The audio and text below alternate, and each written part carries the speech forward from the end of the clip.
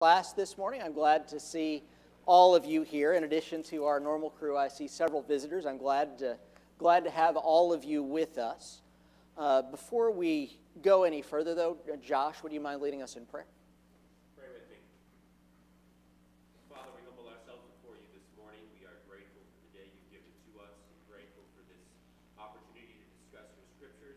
We ask that you be with us and guide our hearts and our minds as we examine your word. Help us to find the truth. In your son's name, amen. Amen. Thank you. All right, in our lesson books, we are on page 15, question 5. This is, alas, the last session of the quarter, so however far we get is how far we get. So, question asks, what does Paul tell us not to do in Galatians 6:9? Why? How does this apply to teaching others the truth? Why? And how should it change our behavior? So what does Galatians 6:9 say? Galatians chapter 6 and verse 9. Is there anybody who would like to read that? Adam, our reliable reader in the back. Thank you, brother. Let us not grow weary while doing good, for in due season we shall reap if we do not lose heart. Right. So, we are not supposed to do what here in verse 9? Yes. We are not supposed to grow weary, and why are we not supposed to grow weary? What's that? Yes, we're not supposed to grow weary, we're not supposed to lose heart, because if we keep on going, we're going to do what, Adam? Yeah, that the way that Paul puts it is that we will reap if we do not grow weary, that we will see some return on our labor. So how does this apply to teaching others the truth? Well, does it? Is this something that we need to be aware of in the realm of evangelism? Charlie? You grow weary talking to people, especially relatives and friends and co-workers. They just look at you like you're crazy, or they look at you like you don't know what you're talking about, or it doesn't affect your life at all. It can make you grow weary because you think that, hey, I got the truth, but nobody listens to it. Or, I'm talking about the Bible, but it doesn't apply to anybody else's life but mine sometimes. Right. Because is there anyone here who has tried to talk to somebody else about Jesus who has not been rejected? That is, as they say, a universal experience. It's just what Charlie describes. That we talk to these people about something that is so important to us, and they reveal zero interest. And so when we get that reaction, it is very natural for us to just kind of want to give up. Jason? Sometimes we have a set curriculum, like we're doing a Bible study with somebody we don't know. And the fact of the matter is, if somebody is willing to listen and somebody is willing to open a Bible, we have got to just keep on going with it, because God moves in our lives and allows things to happen in such a way that sometimes we are so much more receptive to what godly things are about. And if we quit at some point, then it may be that they are lost. So we need to have that perseverance. Absolutely. And there's a balance to be struck there, as I'm sure you would agree. On the one hand, we have to recognize when we have reached a pearls before swine moment with somebody, when if we keep pushing, all we're going to do is create an argument, and it's not going to go anywhere. But on the other hand, is somebody necessarily always going to be that unreceptive? Don? They may not be receptive to all of my teaching, but I've planted an idea in their head, and someone else may come along later and expand on that. And that to me is the harvest coming in due time. I may never see it. That's exactly right. That it could be that we are planting a seed that somebody else can water so God can give the growth. Or it could be that later in time, you have somebody right now who arrogantly thinks that they don't need God and they can get along just fine without God. What do people like that usually find out in life sooner or later? that they need God, because sooner or later, just about all of us encounter problems that are too big for us to handle. And so, in a time like that, is somebody like that very likely going to be more receptive? Absolutely. So it's true there that we have to not lose heart when we are dealing with particular people who are close to us. Lee, you had a comment? Oh, well, I don't know if it's a good thing or a bad thing, but I won't press you. What's that? Okay. So we have to be persistent with individuals and not give up. And then I think we also just have to be persistent about evangelism in general. You want to? Yeah, I was thinking about this, and here in Galatians, in verse chapter 5, verse number 22, it says the fruit of the Spirit, love, joy, peace, patience. One of the things that we got to understand about teaching people is you got to have patience. Patience is absolutely necessary, because would it be great to study with somebody like in Acts 2, they get baptized after the first time you teach them? That would be great, but it's not the way it works in the real world most of the time. Most of the time, you got to plug away. You just got to keep digging and digging, and sometimes you can get 4 or 5 lessons in and they want to get baptized, and sometimes they're like, well, I need to think about that. And sometimes you got to just keep plugging away, and it'll be years before they make that decision. The point is, if you don't have some patience, and if you don't go into it with realistic expectations, you can find yourself getting discouraged and wanting to quit altogether. So you got to have patience. Absolutely. This is another one of the areas in which we have to grow spiritually, Right. as in all the rest of the fruit Because of the Spirit. because it goes back to understanding that the power is in the gospel, it's not us. And when we study with people, I mean, we don't want them to obey because they're just trying to please us. We're trying to say we baptize somebody. No, we want it to be they're converted to Jesus. And that's the gospel having to go to work on their heart. And that sometimes takes time. Absolutely. And let's assume, though, that in the case that we're talking about, let's assume the worst.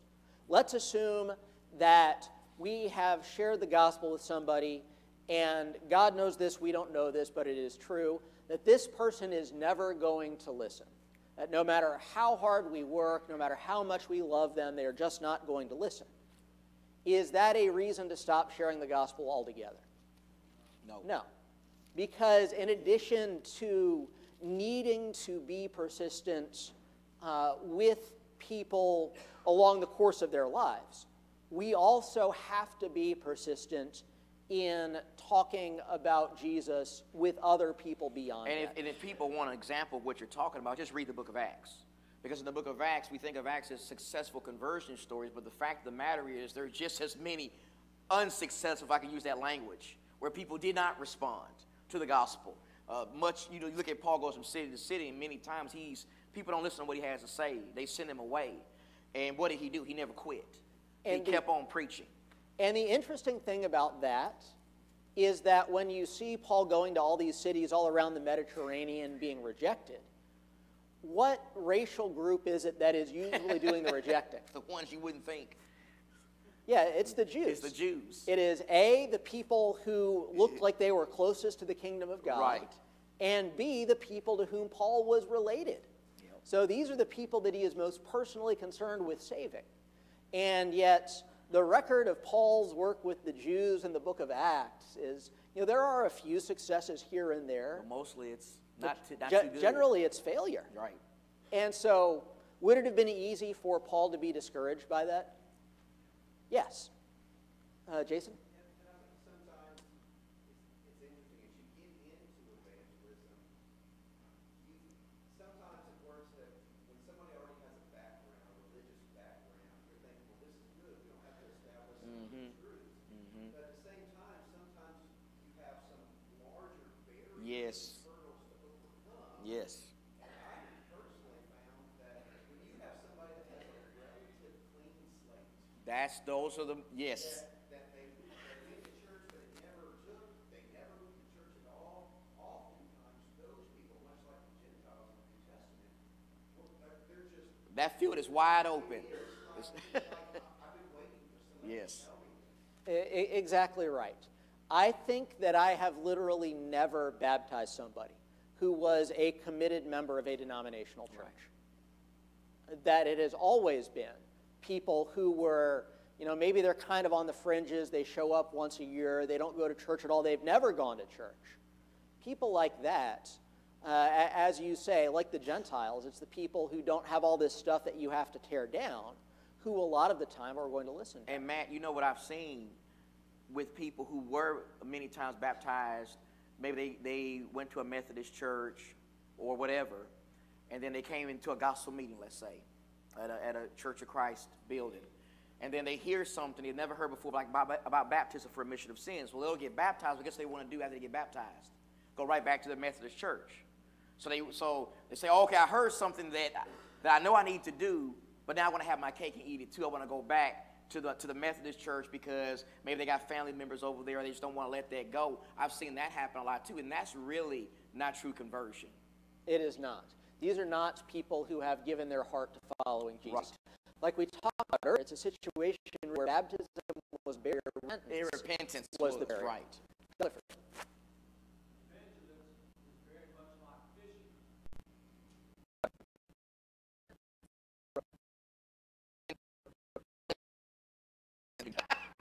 They just catch them all the time. Right in the boat for Harvey, right?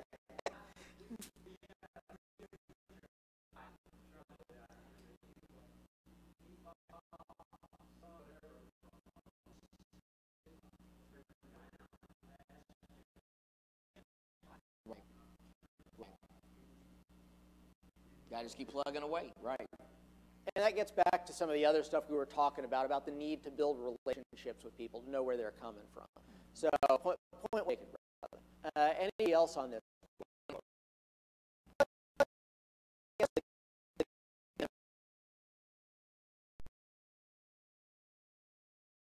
It's not. It's just what I was talking with Jason, 7 and verse 6. Volunteer to read Matthew 7:6.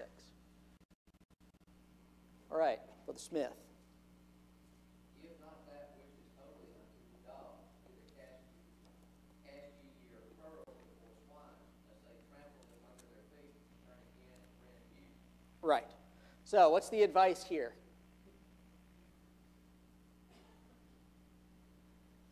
Just in the sort of animal level. Yes?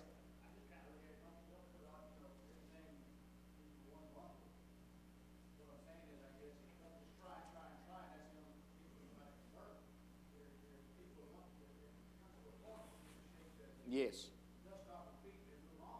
Yes, you do. Yes.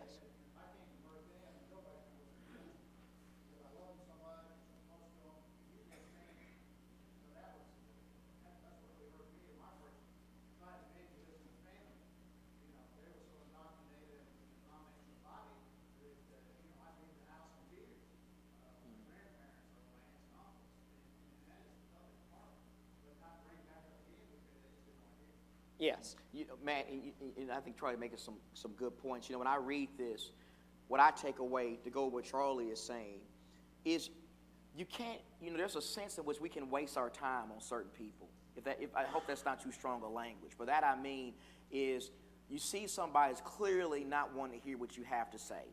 They clearly don't want to obey.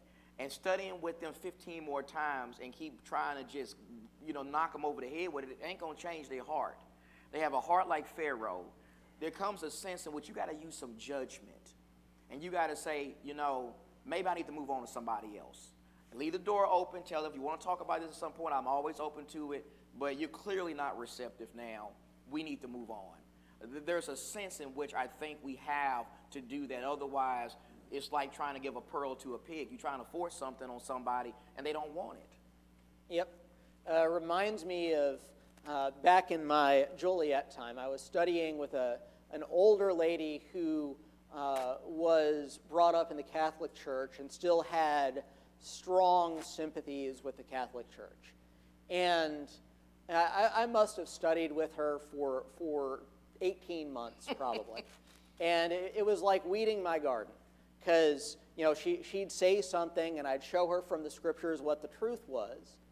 And then I would go back a week or two later, and she's just saying the same stuff. Right. This is not somebody who is really interested in listening. Right. So just like you have these weeds that spring up repeatedly no matter how often you weed, so too there are some people who are just so determined to cling to what they already believe that it's like the saying about the man convinced against his will is of the same opinion still. You can show somebody the truth, and they will agree to it in the moment because it's true and there's no way around it. Right. But then just give them more time, and they'll go off and they'll consult somebody else they know who will feed them some more answers because really they don't want to listen. Janicia? I'm sure that it means something other than this, but just when I read it, alternative thesis, that's kind of how I feel when I try to teach somebody something or help them when they repeatedly say, I don't want to hear it. It makes you not want to go to other people. They get aggressive. Yes. It gets to the point to where Yes. you're forcing on people so much to where they just have to tell you, leave me alone. I don't want to talk about this anymore. Yeah. And that can happen too. Yes. That's happened to me. Yeah, me too. That there have been times when I was studying with people and they just got mad. Yeah. And when somebody is angry about the truth, just let it go. And end the study as gracefully as possible because you are not getting anywhere. Don? I have a great nephew who thinks that Stephen Hawking was the most intelligent person to ever visit Earth. And whatever he says is the absolute truth because after all, he's classified as being a genius. He's also an atheist. And trying to talk to my nephew, he literally does attack because Stephen Hawking has. And that's that one trying to tear me to pieces. Yes. And even there, the problem is really that you're not studying with somebody who accepts the authority of the Bible. Right. That instead this is somebody who follows the authority of Stephen Hawking. That even while claiming that they don't believe in God, they have taken a human being and they have elevated him to the source of infallible revelation. And somebody who is that fundamentally intellectually dishonest, I believe that the Bible is the infallible, inspired Word of God, but at least I believe it came from God. I don't say that about a human being. I don't say that about human beings. And people who do, they need to spend more time looking at actual human beings and saying, do I want to put my trust in somebody who is human just like I am? And until they get to the point where they recognize that that's foolish, then you're not going to get anywhere with them. A good example of both sides of the spectrum here when Paul spoke to them on Mars Hill. You got one group that only wanted to argue, be argumentative about it. And so Paul, as he spoke to them, well, we'll hear you again on this matter, meaning that they wanted to argue it before. But you can only say some of them believe it. And they claim to Paul. In other words, you don't know who will hear the gospel because some of them Mm-hmm. approach them, start talking to them. They will let you know they want more. The rest of them will know that you want them. The rest of them will let you know they just want more. Right. Right. Absolutely, and you can run into people like that too, that they don't really want to hear the truth. They just want to insist on the positions that they already have. And this happens most frequently when you have somebody going door to door. Like you get one of those Mormon elders, you get Jehovah's Witnesses. I think that a lot of Christians get really excited when they have the chance to study with somebody like that. They're Yes. yeah. They are not there to hear the truth. Yeah. They are there to teach you their truth. And it reminds me, I had a gospel meeting out in Louisville one time, and we did a radio program during the week, and this guy who's a Calvinist, preacher who's a Calvinist, kept calling in, arguing every day on the radio program, particularly about baptism. So he said, he had a group of disciples. They wanted to show up to the last night of the meeting. So he said they were coming. Well, I didn't think he was going to come. He came, and him and his little disciples were sitting in the back, and they came to start trouble. They came not to hear the gospel. They didn't sing. They didn't follow along in the Bible. They came and they hung around afterwards because they wanted to argue. And you know what I did with them afterwards? I was nice to them, but I didn't get into a debate with them because I don't have time for that. I don't have time to just argue with somebody and debate somebody who's not seeking truth. They're just trying to, like Lee would say, just be argumentative about something. I don't have time for stuff like that. Absolutely. And this is something that happens a lot online. Those of you who are on Facebook and see my postings from my blog on Facebook, probably you don't have to follow that for more than 2 or 3 weeks before you see somebody show up in the comments who is plainly just there because they want to argue with me. And you know, we know how it goes on the internet, that if somebody is there for an argument, are you ever going to convince them? Especially not through social media, you're not. No. Are they ever even going to quit? Are they ever going to agree to disagree? They'll keep that thread going for about a whole year. 200 comments, 300 comments. Here we are, still arguing about the same stuff. And it makes you angry. It elevates your blood pressure. It diminishes your witness in front of everybody. And so my conclusion about that is if I see somebody who I think is just determined that they want to argue, then they will get one reply from me and then I'm done. Right. And that has saved me probably untold hours of misery. Jeff? A lot of people are truly devoted disciples of Satan, and they don't care about doing good. They're there to try to break down God's word and make it look bad at every point they can. Right. Amen. And you can't talk to people like that. Right. You cannot. That. Doing evil. Yeah, back when I was in law school, I was on a journal, and one of my fellow editors on the legal journal was somebody who was just a militant atheist. He would, in the office, he'd be Googling sites like jcnotforme.com and just all this stuff. And there's no point in engaging with somebody like that unless they have been humbled by something and might be willing to listen. Right. You know, one thing this verse is not saying is that we should filter who we attempt to Right. teach. Right. If they don't look like me, then I need to pass them to somebody. Exactly.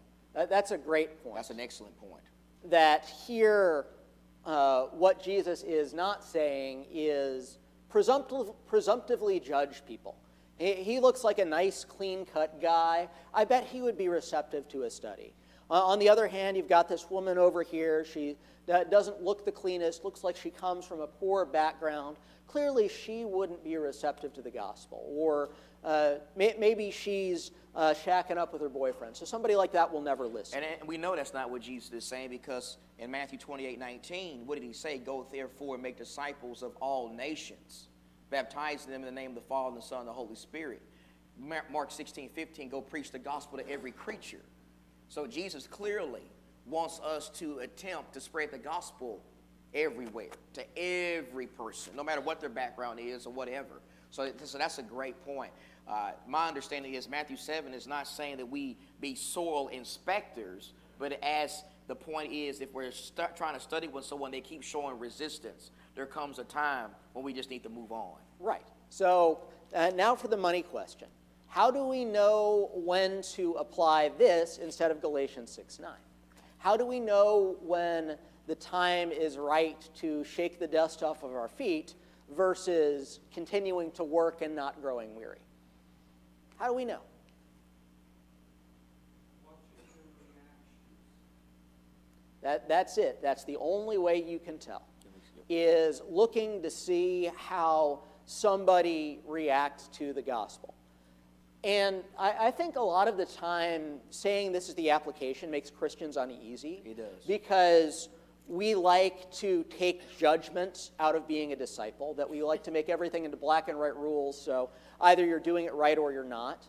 And there is certainly a lot of that in the New Testament, but there are also many matters where it calls for judgment. Absolutely. Like, for instance, when the Bible talks about the qualifications for elders. I think that's a classic place where you see people take a passage that calls on us to exercise judgment, and they try to boil it down to an objective black and white rule. And they miss the point.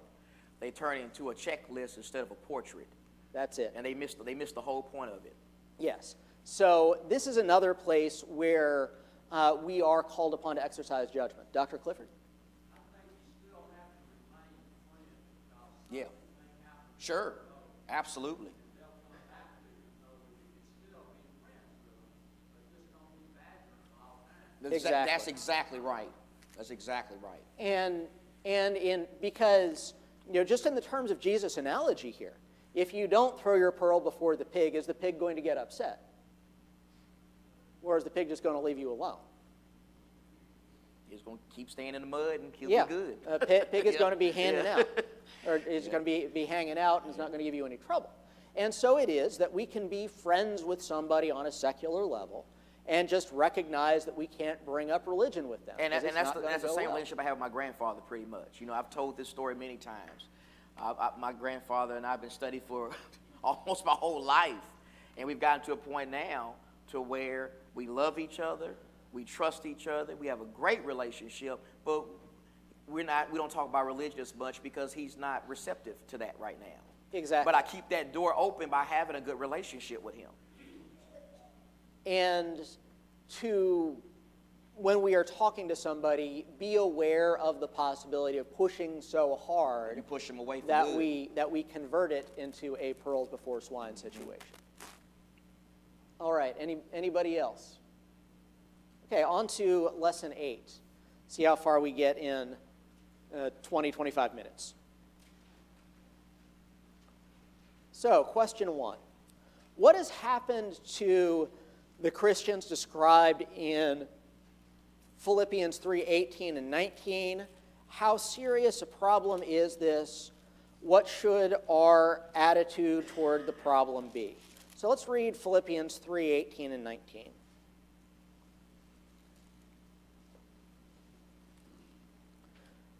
Who wants to read this? Philippians 3:18 and 19. All right, Jack. For many walk, of whom I often told you, and now tell you even weeping, that they are enemies of the cross of Christ, whose end is destruction, whose God is their appetite, and whose glory is in their shame, who set their minds on earthly things. Right. So, what has happened to the Christians described in this sad text? And make no mistake, this is about Christians. What has happened to them? That is for Great sure. point. Because is there any trace of doubt in this text that these people are somehow still in a right relationship with God? No, these are folks who, Paul says their end is destruction. These are people who are doomed unless they change. So what has happened to them that they got there? Yes, that this is Christians who have gone back into the world. So how serious a problem is this? Extraordinarily serious.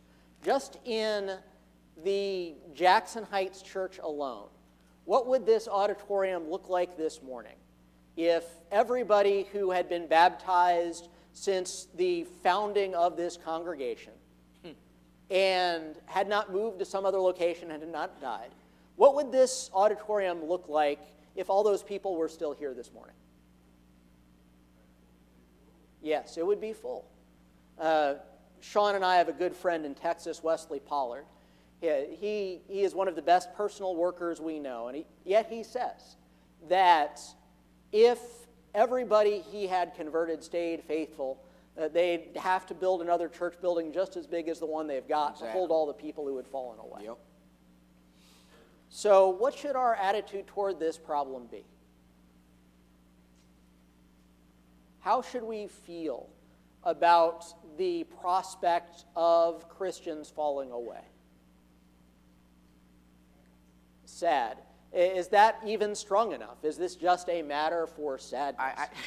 I look at it as, I think that's a great point you're making, because it's an urgent matter. It's an urgent matter because guess what? The Lord could come back today. It's kind of like watching somebody drown in a river. If you saw somebody drown in a river, would you just walk by and go, oh, they're drowning in a river? Man, that's pretty messed up. Or would you try to help them? It's the same situation, except in a spiritual sense. There are people drowning in sin, and it's even more urgent, because if they don't get out of that, they're going to lose their soul forever. Exactly right. That we should, as you say, Sean, view this as a life and death matter. If we're walking along some walking trail by the river, and we look out and we see somebody drowning, it's like, hey, honey, look at that. There's somebody out there in the river. They're drowning. Let's watch this. This is interesting. I've never seen this before. Right. That would be pretty ghastly, wouldn't it? That you should at least do something to try to help. Right. And in the same way, though, can't it be awfully easy to say, Sister so-and-so, she was baptized a year or two ago. I haven't seen her around for 6 weeks, couple months. I wonder what's happened to her. You know anything, honey?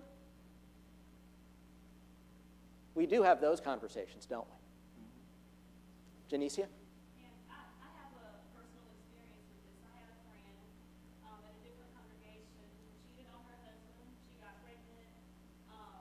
And I stayed in contact with her. And I don't give myself that glory. That's not my point in making this comment. It's just when you stay in contact with somebody, when you text them and you tell them it's not too late, don't give up, God still loves you, you never know what will happen, because she had this baby and she went back to her husband. He forgave her, and she's a Christian now. So you never know what will happen when you don't give up. She had fallen away, and that's the thing I think so often.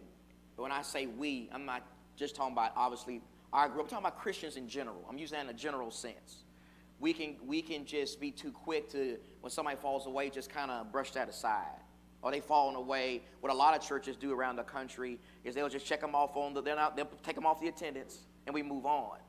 But when you look at the New Testament, every time you see this, it's always an urgent matter, and God wants to launch us out on a rescue mission to try to bring these people back and never give up on them no matter what. Right. So there are two prongs here. The first is if somebody is falling away, then we should do what we can to bring them back. And as you say, Janicia, my experience has been that just a little intervention, just a small intervention, sometime can have a massive impact. For instance, in Joliet, there was a sister who was having real spiritual struggles. And just as I described, she was somebody who would show up at church once every 6 weeks, once every 2 months. And all I did was just drop her a note and say, sister, I've been missing you. Is everything okay?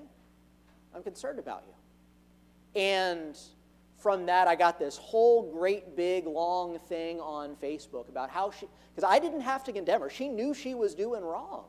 And so you don't have to really hammer on somebody to make them see the error of their ways. They usually know. Right. And had this great big long conversation on Facebook with her. And she said, I know I'm not doing right. I appreciate you reaching out to me. I need to come back and do better. And not only did she do that, but a couple of years later, she was working on her husband who was not a Christian, and he obeyed the gospel because of that. So, we should never underestimate the potential impact of reaching out to somebody in love. All right, let's go on to question 2. What do we see the brethren in Acts 2:46 doing? Why is this important? Is it godly for us to have a few Christian friends with whom we regularly associate? Is it godly for us to limit our association with Christians to those people? How do we need to put this example into practice? So let's look at Acts 2:46. Who wants to read that? Any volunteers? Acts 2:46. All right, Don. Day by day, continuing with one mind in the temple and breaking bread from house to house, they were taking their meals together with gladness and sincerity of heart. Right. So what do we see the brethren here doing? What are they up to? Well, they are worshiping in the temple. What else are they doing? They are sharing meals together. So they're spending time together in the worship assembly and outside of it. They're doing both. They're worshiping God together and spending time together on a day-to-day basis. Yes, that these are Christians who are interacting with each other daily, even outside of the assembly. So why is this important? Why does this matter? Build bonds and relationships. Yes. Then more than likely, if I'm crying with you, laughing with you, when I'm having an issue or problem, I'm more than likely going to go to you.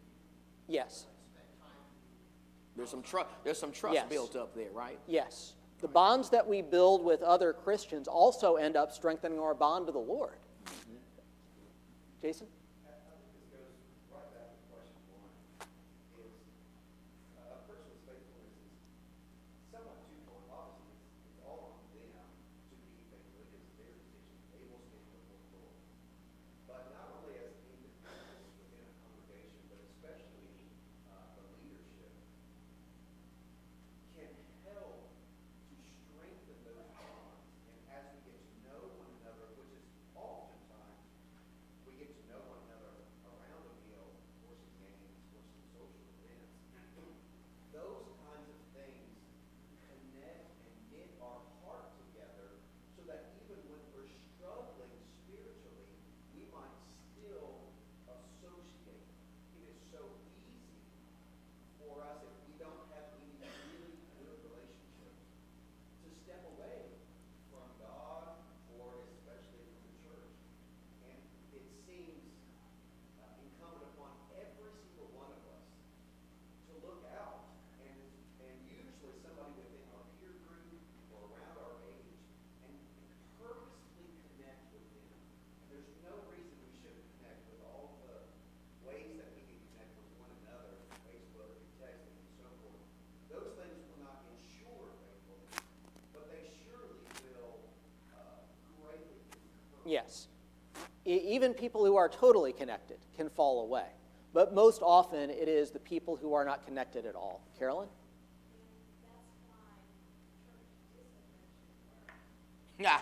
There you go. But if there's not the connection there, church discipline is, I'm not missing that. Yes. Okay, I wasn't spending time with them anyway. Yes, that is exactly right, Carolyn. It's a great point. That very often, church discipline feels like a pointless exercise. Yeah. Because we are exercising church discipline against people who are basically strangers. Exactly. And, you know, as Jason said, that is their sin. They are choosing to leave the Lord. But they haven't gotten a whole lot of help from us either. See, I think, do you have a comment, Gail? Then, no? Lisa, then. I was thinking about that, what you said, and because I teach little children, very young children, it's difficult to get after them about something that they've done wrong if I've never taught them that it's incorrect. Mm-hmm. If it's a behavior that shouldn't be going. It's no different when someone is converted and becomes a Christian. They're a baby. Yes. And that's the way we need to view them. Unfortunately, we look at them physically, they'll learn about very little reason to themselves. Why are they not getting this? And so we drop them like a hot potato. That is our fault there. We did not ground them properly to begin with, or we would have a baby and just leave it to raise itself. Yes. And to go with what you're saying, because I think you're making some great points. And if you don't mind, I want to just add something to that. What you're saying is, in addition to maybe not grounding them with more teaching, as Jesus says in Matthew 28:20, integrating them in the family. Because a lot of times they're coming in, and maybe the only person they're connected to is the person who converted them. But what about everybody else? And They know their particular struggle. right, Why should they share that with you? exactly. So they're just going to close up because their natural reactions to go back to what they do. And then that temptation becomes hard. We didn't make it a point to find those things out. It is our fault. Yes. They're going to do what's natural. Right. And, you know, I'll attribute this to Steve Wolfgang. He says that when we take a physical baby home from the hospital, you know, baby is just a week or two old, none of us would say to the baby, all right, you know, we've got some milk in the fridge, there's a stack of diapers over there in the corner, just make yourself at home. That we recognize that the baby needs a lot of intensive care from its parents, from its family. Or the baby will die. Yes, for that baby to survive and thrive and flourish. And so too it is with those who are babes in Christ. that we can't expect them to just make their own way through life as we would somebody who's been a Christian for 30 years. Gail. Yes.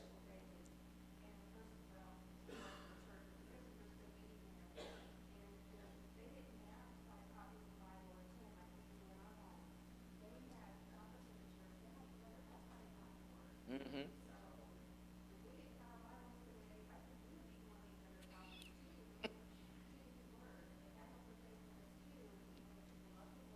That's a great point.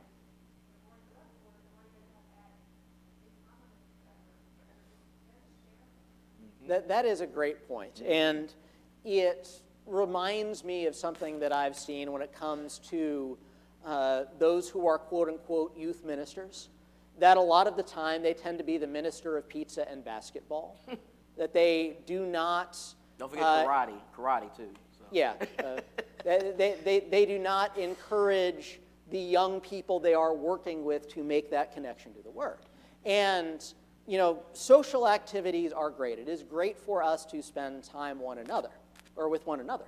But if the only thing we are sharing with each other with these new Christians is socialization, is that going to do any good either? Same problem. Yes, ma'am.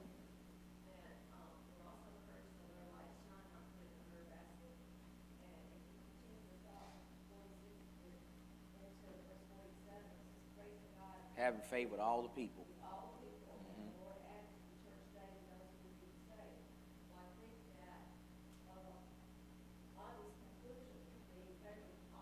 Mm-hmm. Yes. Yes. They were good people in their community. Yes. Exactly right. And in fact, isn't it a lot of the time our interaction with one another that makes our light shine to others who are not a part of our body? Yes. Yes. That, you know, somebody's moving into a new house and they have a dozen or 2 dozen people show up to help them move in. That says something. That says that we are different than the world. Right. You bring up a good point, man. I think oftentimes, and I heard this just recently somewhere, that oftentimes we're so busy that even to help somebody move or so forth like that. So it would seem wise for us to do whatever we can do within our schedule to free up our time so that when opportunities like that come up, we can use them. But secondly, I believe that sometimes when we have new Christians or people move in that are just weak, we don't have a plan of how to get them, hopefully, from weak to strong. There's not a consistent teaching. We don't have a curriculum even of sorts and say, we're going to go through this, and we'd like for you to go through this with us, and we're going to do 2 studies a week or so forth. To show them the importance of adding to their faith and their virtues and their knowledge. And I think that might be one way that we can help solidify around these new ones. And I think that everything that you say, Jason, just gets back to those same 2 prongs that I've been talking about the whole time. 1, time with people. 2, teaching people. And especially, well, both of those are excellent points, but especially on the first, I think that is a danger that we have to watch out for. Because if there is one spiritual problem that I think has snuck up on many Christians in our day, it is the problem of being too busy. Because we live in a society that idolizes being busy. That unless every hour of every day is crammed full with stuff, then you're lazy. No, we never hear these conversations where we bump into somebody at Walgreens and we ask them how they're doing. Nobody ever says, well, I just have all this free time on my hands. It's always, wow, I'm so busy.